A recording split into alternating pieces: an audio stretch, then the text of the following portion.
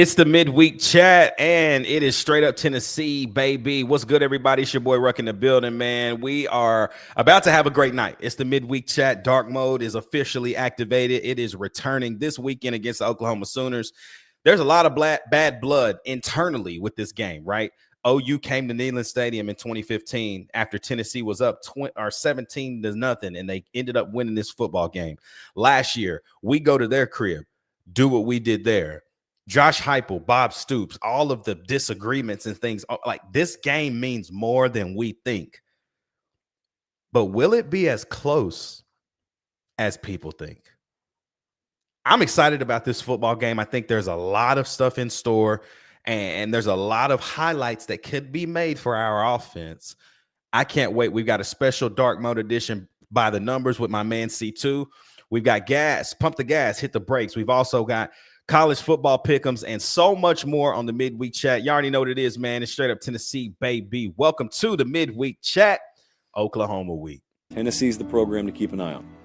If you want to know which program that's not currently at the head table of college football, it's Tennessee. Now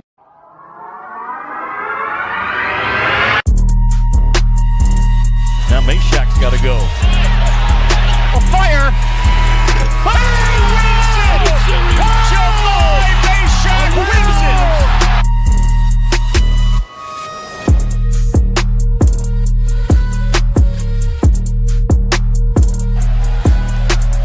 He needs a strike. Burton needs a bolt.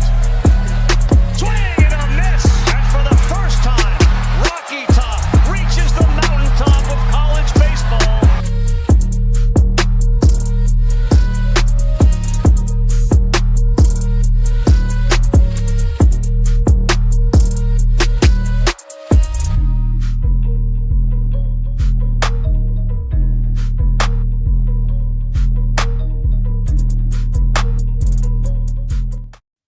What's good, everybody? Welcome to the midweek chat. OU week. I got C2. I got Sel. I got Deal with me, man. Y'all know what to do. It's the top of the show. Like, comment, subscribe, and join the channel, man. We are cruising, y'all. We wanted 1,500 before this week. Can we get there? I think we can. I think we're close enough. We only need like 40 more people to hit subscribe.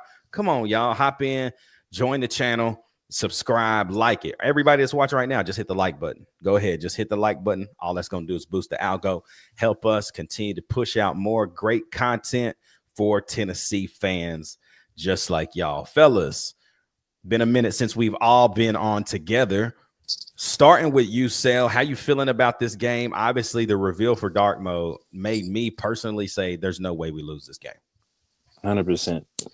I feel like it's been forever since we had a home game, but one way to come back though is a night game and against a respectable team in the country. So I'm fired up. I'm jealous that I can't be there.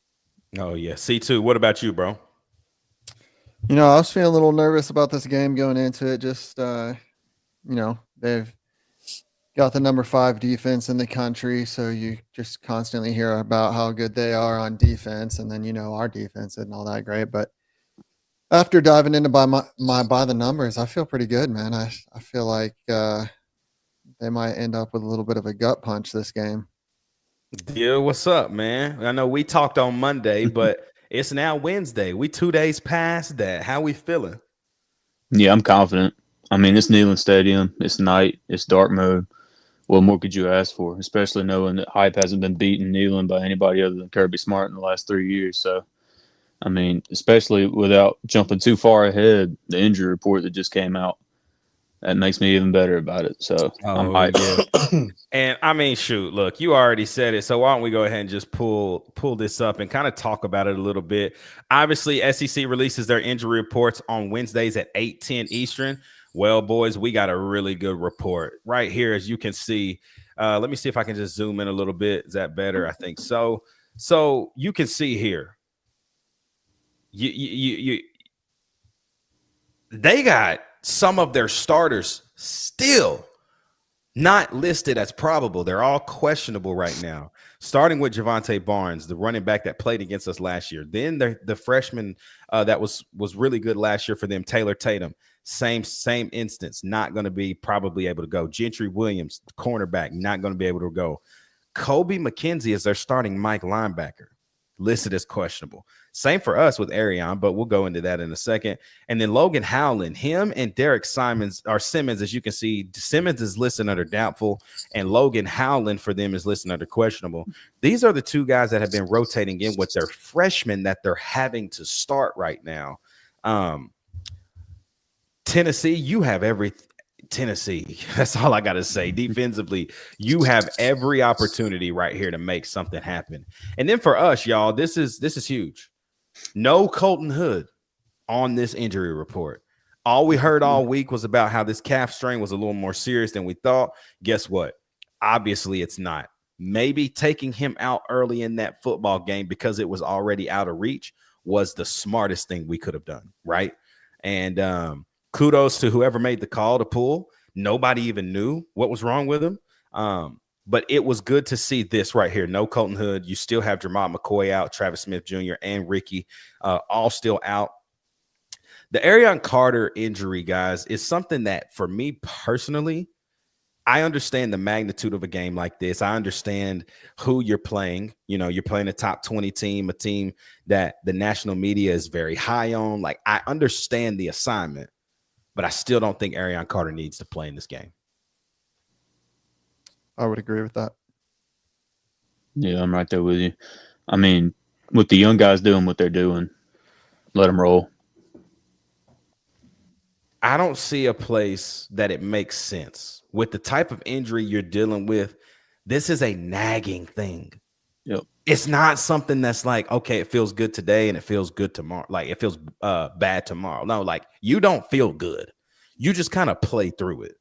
And so I don't want him to play through it and end up like David Hobbs. Surgery, we're out, and then we're not playing. And now you got to stay at Tennessee another year because you're not going to get drafted at that place, right? So I don't want him to play. I'm fine that he's listed as questionable, but I don't want him. I don't want him out there. So I think it would just be smart to keep playing the young guys, keep giving them more. Give them more this game, right? Like, give Harmon more than T-Lander if we can possibly stand it, because I think you're going to need it. But aside from that, man, let's hit up the chat, man, see what's going on. Matt in the chat says, Ruck Dylan, let's go get him. Matt says C2, grr, then drops. I don't even know what that actually is, but I like it. Maybe it was like a set, like maybe Sale, you got a symbol now, my boy. I don't know if that's a compliment or not. The artist formerly known as Cell. Timmy G in the building says, go Big Orange. Then Matt shouts out Timmy G. Matt says, gangbusters, sup, Sale? Yes, sir. What's happening, baby? Timmy G says, what's up, Matt? Love the Skeletor. Yes, if y'all did not see that over on Blue Chip Breakdown before we started, great joke. J Pat in the building says, go Big Orange, brother. Grayson Riffy says, so glad Hood is good to play. Yeah, man. That was not the best feeling. Not knowing, right? You just didn't know. And because sometimes when Heupel says go to the injury report, like, something always actually pops up. You know what I mean? But this time he was just like, y'all just shut up, please. I wonder what that recovery looks like. Like, maybe that's just the basketball in me and the PTSD with how many players have been tearing their Achilles here lately because they're ignoring the strains. But football, I don't know if just I don't know. Maybe y'all could hit more on that, but maybe it's just a completely different situation where they was like, we got this one in the bag. It is something building up, but we're going to do a bunch of prep and recovery this week. Well, see, I think, Sel, like, think about it this way. With who, right? Like, I'm thinking the first injury that comes to my mind is Tyrese Halliburton from the finals. He got hurt in game 2. Yeah. He sat out 2 games. Game 6 was still in the same week. If you think about it, they played on a Sunday, then they played Tuesday, and then they played Thursday, and then they played on another Sunday. Mm-hmm. Essentially 2 games a week. With football, you got a whole week to do nothing. Like, word on the street was that Joey Aguilar didn't even practice last week. Mm-hmm. Like, golly. Like, they said he didn't even practice, and you saw what he did. Like, That's just game plan and study.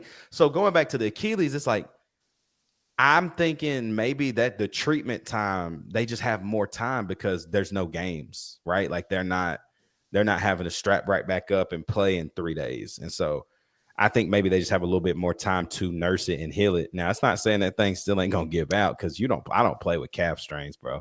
I mean, every time you hear of an NBA or college guy playing with a calf sprain, a week or two later, there's the torn Achilles. So I'm hoping that this is not even a strain. I'm hoping it's just a bruise. You know what I mean? Like maybe he just got nicked up somehow and it was a bruise. But Dylan Billy is telling you sorry. He says, "Hey, Dylan, I apologize for what I said on X, bro. I didn't know that was you." Well, I didn't even see nothing, so I guess you're good. Hey, you'd only be the second person this week to attack me. So hey, boy, that boy got attacked on YouTube the other day. That was crazy. Ian Pickett says, "What's up, fellas? Hyped for this game. Go Big Orange." Matt says, "Shout out to Ian." Matt says, "I'm already in dark mode since yesterday's. I'm blacked out, bro." Yeah, I feel you. Kyle says this. Downside, Mateer is probably going to be mid again this week. Bright side, if Tennessee beats OU, more of a chance he comes back next year. IDK, if that's a good or a bad thing. So Kyle is an OU fan for you two, Sale and C2. He was with us on Monday. Glad to see that you came back, Kyle. He's an OU fan. And so, hey, Kyle, 1, welcome. 2, we got good news for you, brother. We've played a lot of mid quarterbacks this year, and we've made a lot of them look great. So, I think Mateer's probably going to look all right in this game, if we're being honest. More than likely. Yeah, I'm about to get on Kyle's workout routine. Mateer said, or J Pat said, Mateer magic has run out. I don't know if Mateer magic really was ever a thing because of who their opponents were when he was balling out. Right. Maybe this is a great lead. Maybe this is just a great segue into By the Numbers, Dark Mode Edition by my boy C2. Yeah, so that is a great transition. As requested by Dylan, I went in and took a look at the Oklahoma defense because, they're number 5 in the country. And if there's one thing that's going to, cause issues for us as our offense not being able to get going in this game. So some quick facts about the OK Boomers. They're a blitz machine, man. They blitz 57.5% of the time against their power form opponents, and that's just on pass plays. So I'm sure they blitz more often than that, and it was just run plays they were blitzing on. But that is a ridiculously high blitz rate. Like once every other play is going to be a blitz. They achieve pressure quite a bit, almost 50% of the time. However, they've only got 11 sacks against power 4 opponents on those blitzes. So they aren't necessarily getting home every time when they're doing those blitzes. And they seem to blitz guys who run the ball or like quarterbacks who are mobile more than they blitz people who aren't. Although that's really just based off the fact they didn't blitz Arch Manning all that much. I don't know if that's just because they didn't feel like they had to, which definitely could be the case. Like I said earlier, they're ranked number 5 in total defense. They're allowing just 240.3 yards per game, and they've got an incredibly strong run defense, which is only allowing 2.6 yards per carry on the year. But are they really that good? They're good, but are they as elite as they have been made out to be? So let's take a look at their opposition. The average opponent's offensive ranking, when you look at their total ranking, is 73rd. That is their average opponent. Of those, you may be thinking, well, maybe those guys just played some really good defenses. The average defensive ranking that those teams played this season was 62nd. And if you remove top 5 OU, that falls to 71st. So those teams that had that low offensive ranking weren't even really playing good defenses. They're just not good offensively at all. They have only played 2 top 50 offenses if you count Temple. I'll leave that up to y'all to decide. The only other one they played was Ole Miss, and we know how that went. So those opponents with their offensive rank in parentheses, you've got Ole Miss, they're 19th in the nation. Temple is 40th. Michigan, 67th. Texas, 69th. Nice. Auburn, 91st. South Carolina, 117th. And Kent State, 124th. Now, you may remember earlier I said that they have an incredibly good run defense, and they do. But the key to winning is still run the ball. It's just probably not going to be as effective as far as yards go.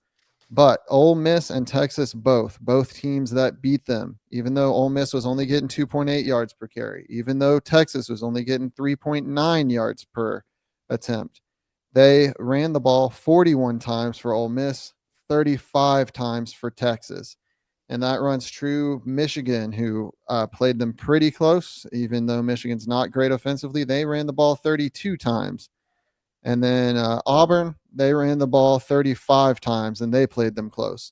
So even though they have a good run defense, even though you're not going to necessarily get a whole lot of yards, although we have better running backs, so we should get some more per carry, you still got to run the ball because it keeps it balanced. It keeps them from being able to just tee off and blitz Joey all the time, which leads to the second and arguably most important key to winning against their defense is keeping Joey upright. He's got to have some time back there to throw.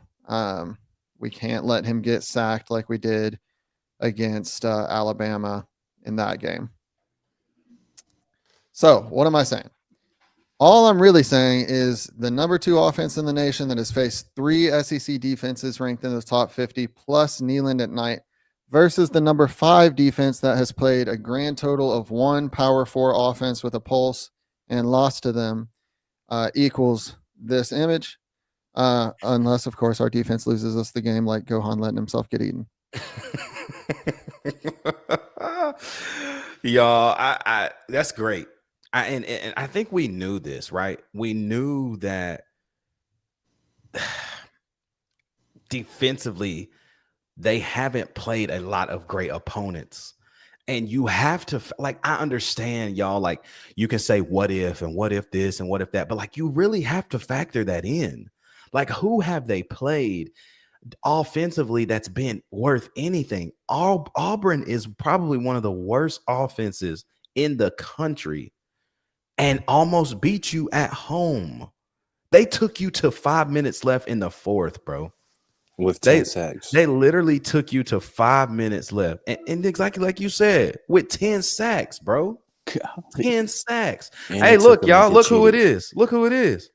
Hey. Big Turn. Say what's up, Turn.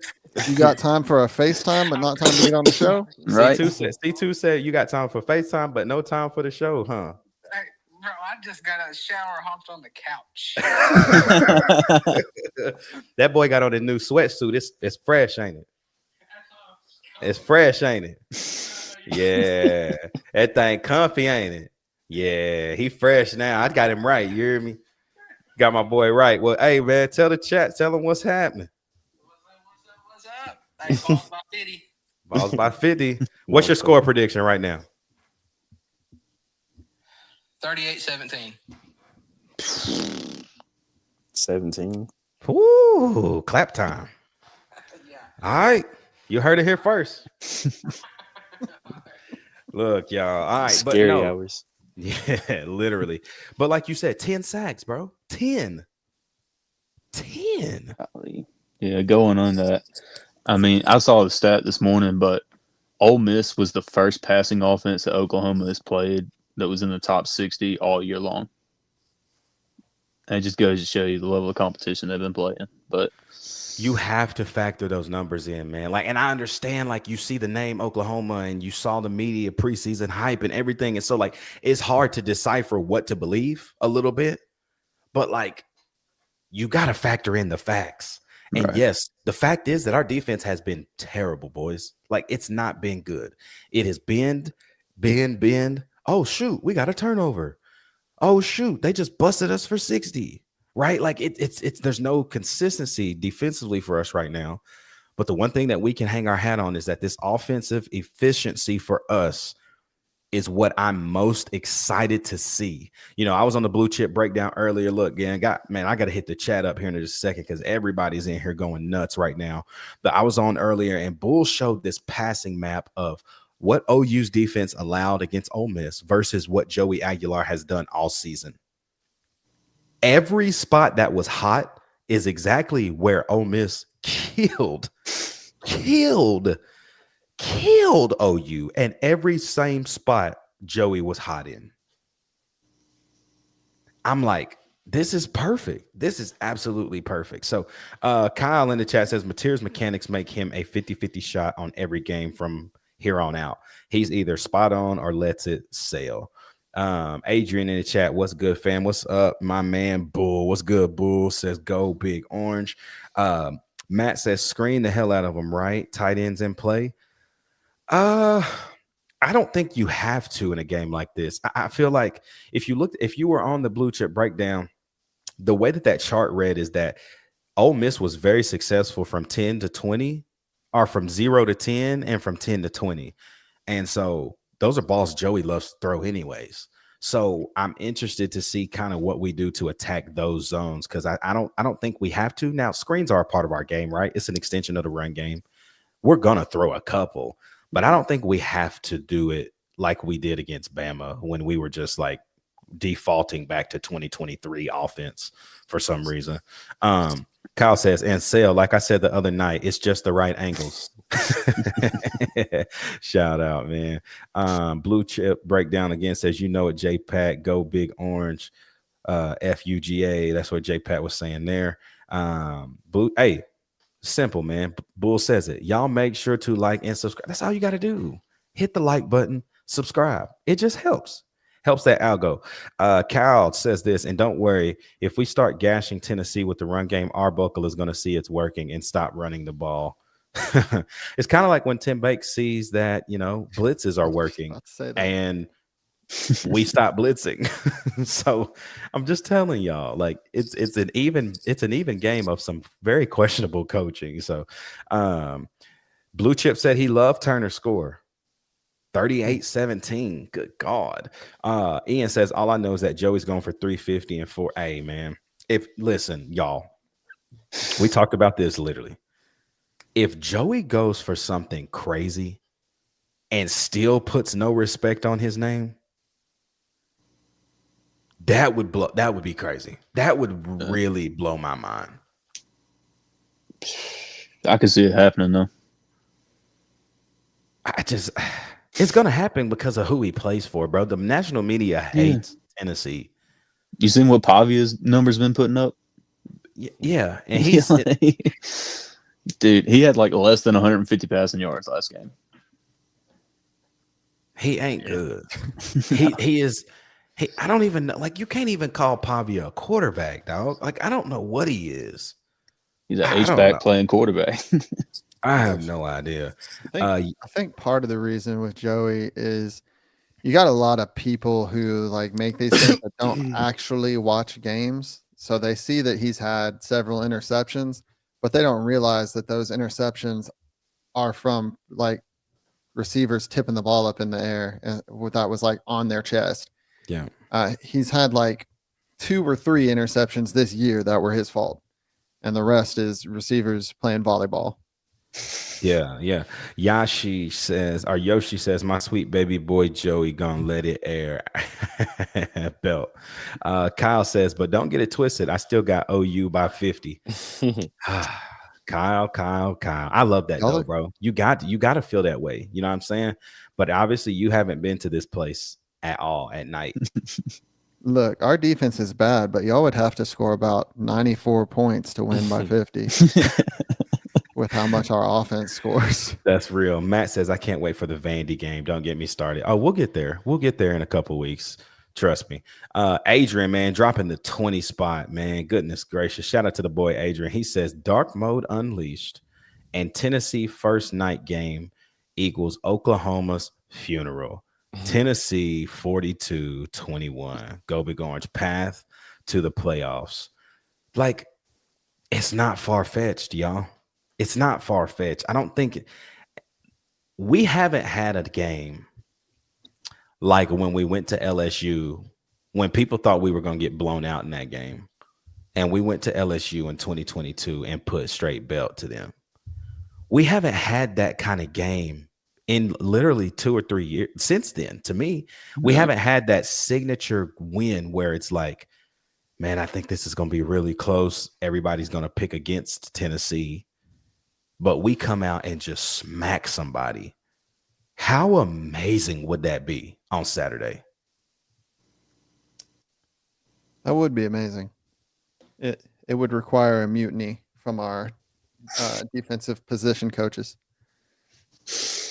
I feel like they could. I don't know. I don't want to speak too soon. I want our linebacker coach and our defensive line coach to get together and just decide that they aren't going to do whatever Tim Hanks is calling, and they're going to do that speech from Remember the Titans, where they blitz all night, and you let them gain a yard. Because here's the thing: if we blitz that man, if we blitz him and get pressure on him, it's not good for him. If we can keep contain, is the thing. Yeah. So, Yoshi says, "What's the record at Neyland? 27-2." Yep, that's exactly right.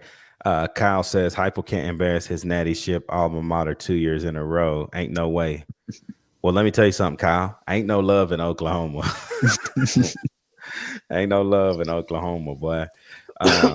Matt C2 LOL. Blitz him, he gonna fold like a lawn chair. Y'all, let's kind of move in. This is perfect, man. Let's move into gas or breaks real quick.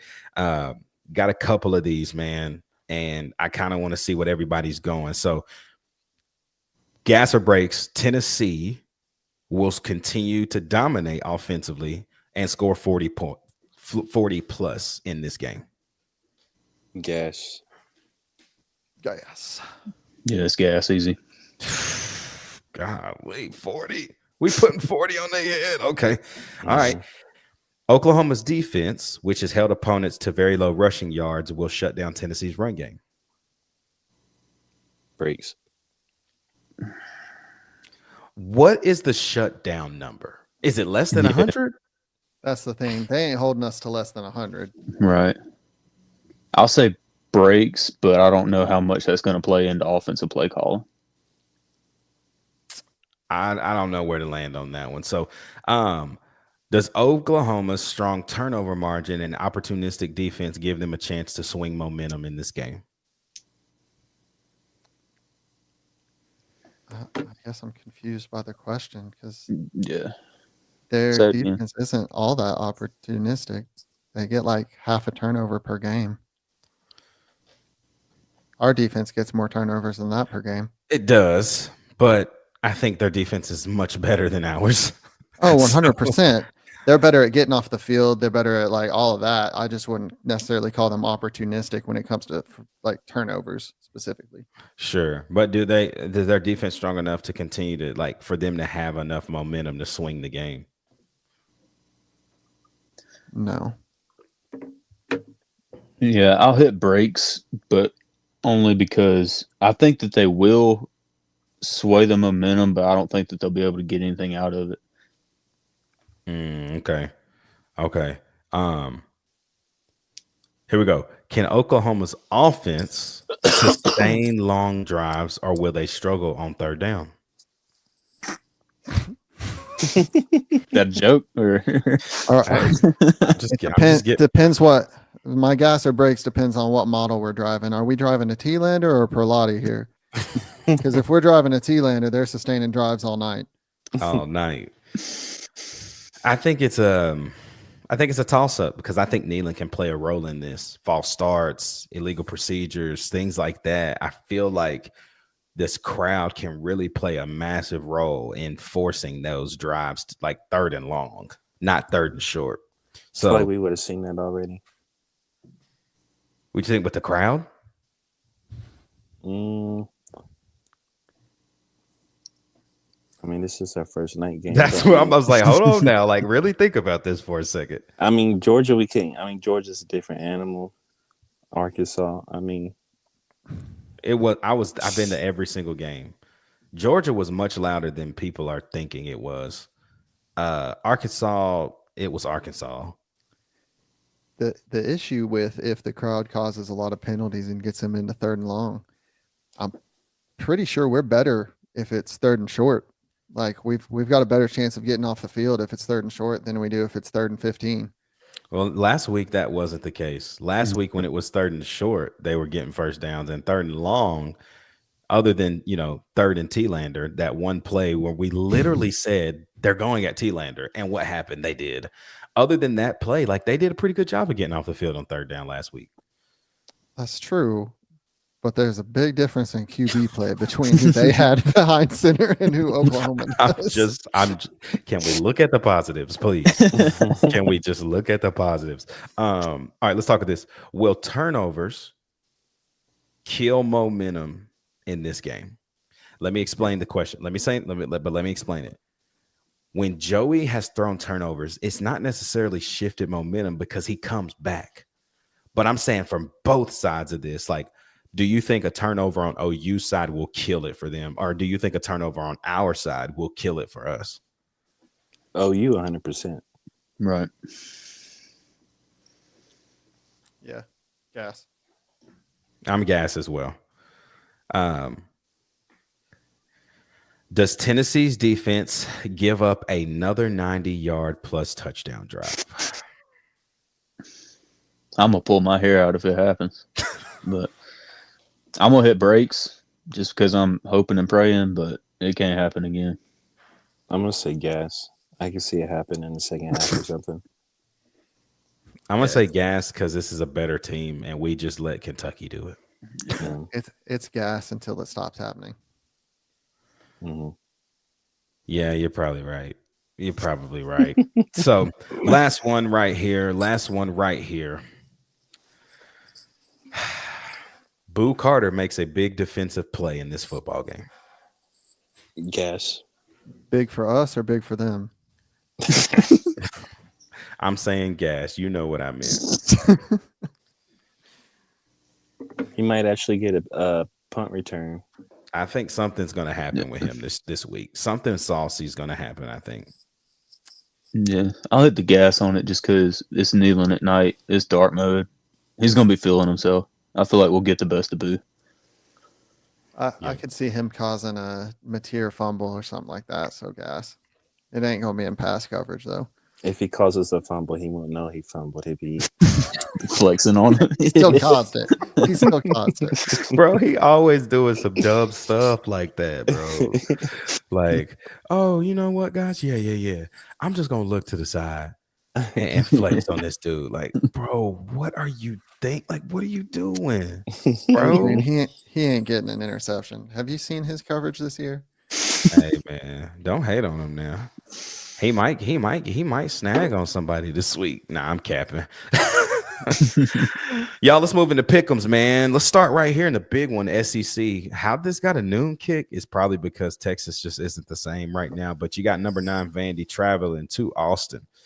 Who you got in this one? I'll go first. I got Vandy. Texas is trash. They should have lost last week. I'm taking Texas. I can't pick Vanderbilt for anything in my life. I've lost multiple bets this year because I picked against Vandy. So I'll miss it again, dude. I'm never picking Vandy to win anything. Yeah, I think Go ahead, Dill. Yeah, I think this is the start of the Vandy decline. Texas has got a really good defense, and really that's all Vandy's got is their offense. So give me Texas. I also think it's going to be Texas. They say home field advantage is good for about 3 points. And I think this game, unfortunately for football fans nationwide, is going to be very similar to their game against Missouri, where it's going to be just atrocious offense and some decent defense. Kyle, can I ask you something? Didn't y'all lose to Texas? No, Kyle, you can't be. You can't say that, Kyle. 23-6. That's like me saying, that's like me saying Georgia and Alabama is buns. Like, that's a lie. Like, you lost. I just want y'all to know that I haven't got a Vandy pick wrong yet this year. So, And you will this week, Pastor Sale. Well, you can bet me this week, man. Duke travels to Clemson. Clemson, I can't pick Clemson ever again. I just can't. I can't. They're so bad to watch play. Yeah. I got Duke. Duke. Well. What about Arizona State traveling to Iowa State, right? Iowa State's not been playing well ever since that loss early in the season to Cincinnati a few weeks ago. It kind of started to hurt. So who do you like in this game? Both teams 5-3, but Arizona State's having to travel to Iowa. Yeah, I think it'll be a good matchup between Rocco and Sam Levitt, but I think home field gets it to them. So give me Iowa State. I do too. I have bet money on Arizona State to win one game this year, and they got blown out by like 40 points. So Iowa State. I'll be the odd man now, and I'll take Arizona. Nice. Kyle responded to what we said. Yeah, he said, "Yeah, but we don't have an offense. Vandy has an offense." No, they don't. Not really. They kind of do, but they don't really score a lot of points. Kyle says, just for that, I'm rooting for Vandy to beat Tennessee when it comes around. That's fine. Please do it. But they come into Neyland too. So we'll see how that goes too. I don't know. I think it's just the history, y'all. Like, I can never say Tennessee's losing to Vanderbilt and really anything except baseball. Yeah. Basketball gets us a couple of times when we're rolling. Yeah, when we out here looking slaw. If you think about the teams that lost to Vandy, they were some slaw teams. No, we were number one after we beat Memphis and we lost to them. No, we won that. Oh, that was a long time ago. Yeah. And then last year they lost. Against defenses with a pulse, for the record, Vandy has scored 14 points against Alabama and 17 against Missouri. So I wouldn't necessarily say they've got an offense. Facts. Texas Tech travels to Kansas State. Why Kansas State playing good now? Well, probably because they got healthy, though. Let's be real. So, Texas Tech losing their starting quarterback for the rest of the season. I mean, their playoff chances are gone, I think. What do y'all have in this game? I don't think it matters. Texas Tech's offensive scheme it's kind of like Heupel's, where it's just plug and play. So give me Texas Tech. Same. I got Kansas State at home. I do too, C2. I do too. Virginia travels to Cal. I like this Virginia team, bro. They can run the ball, bro. Yeah. I didn't want to believe them at the start of the year, but they quickly turned my mind around. So give me Virginia. Yes, sir.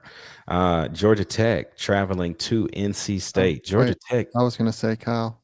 Oh, I think they get upset because they're traveling across the country. Yeah, we've seen how well that has worked out for teams this year. It's not been good. Great. It's not been great. Georgia Tech, number 8 team in the country, y'all. Now, let's just be real. We know that they are not number 8 good. Like, they just ain't. But going to NC State. Check. Yeah, give me Tech. It's going to beat NC State. The ACC is just trash this year. So will they get to play Miami? Are they in the same division, or they gotta wait? I don't think they do. I don't think they do East West and ACC. Mm-mm. It's just like us now. Like it's just the ACC, but they don't get to play everybody obviously because they have as many teams as we do. So I think it's a whooping if it. Well, I ain't gonna say that, but I agree with you. They're not the 8th best team. No. USC traveling to Nebraska. Nebraska wins. I got USC in this one. I like their quarterback a lot. Yeah. Yeah, give me SC. Why not USC? Cincinnati, who's kind of like the dark horse right now of the entire college football landscape, travels to Utah in a huge top 25 matchup on Saturday night, bro. Who y'all got in this one? Utah by 1 million. I'm taking Utah. I'm taking Utah as well. I think it's Cincinnati. I think they're this year's SMU. They're going to look real good till they get to the playoffs. Then they're going to get punched in the mouth. Yeah, I wish that I wanted to pick Cincinnati, but when that game the fact that Cincinnati's they're on East Coast time, they're playing at 10:15 on their body is going to feel like 10:15 That's p.m. true. and they're going to be playing at 7:15. Yeah, that's true. That sucks. That hurts. Yeah. That's gonna hurt. And then the one that everybody's been waiting for, y'all. We didn't do it on Monday, so everybody watching live right now, drop your final score predictions for the Tennessee and Oklahoma football game, boys. It's a big game, man. I know that we've talked about it all week. You know, we still got one more day tomorrow to talk more about it. But what do y'all have on a Wednesday for your final score predictions?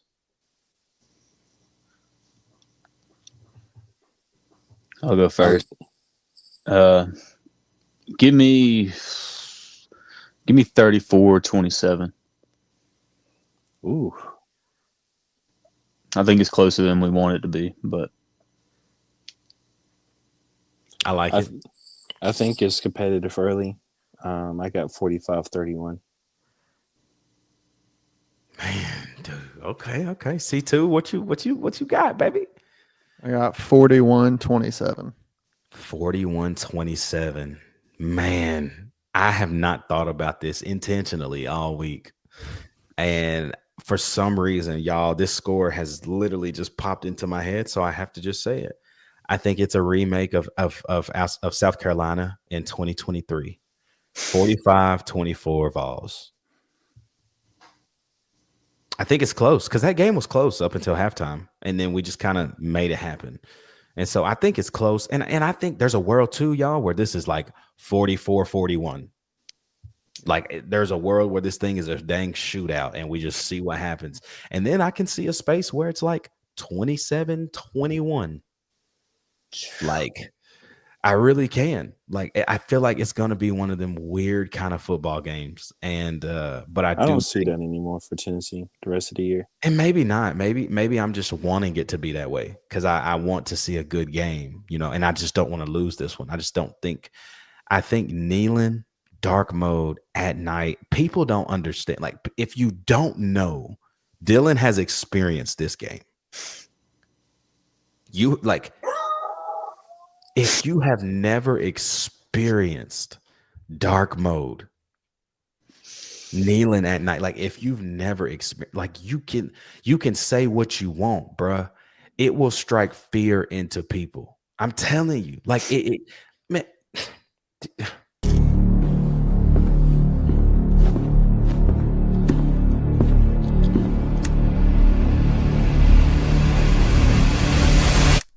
Release him.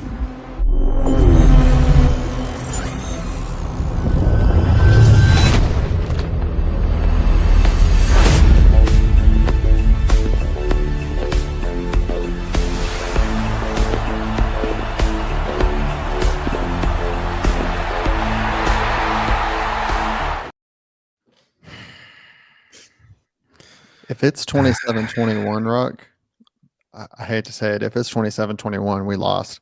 yeah. Maybe. Like if that's the score, Oklahoma's won that game. Man, I love it. I love it though. Let's see what the chat's got popping, man. So we've got 41-21 Vols, 45-34, 42-35, 38-27. I like that score too. Kyle says, heard that? Oh, you letting the dogs out. Hey, what's a Sooner, Kyle? Can you tell me? Matt, 46-42. Like I can see that world. I can see something that high. I don't want to, but he said if we score over 30, I will run around my house in just my Mateer jersey. They make Mateer jerseys that fit them arms. Just keep scoring.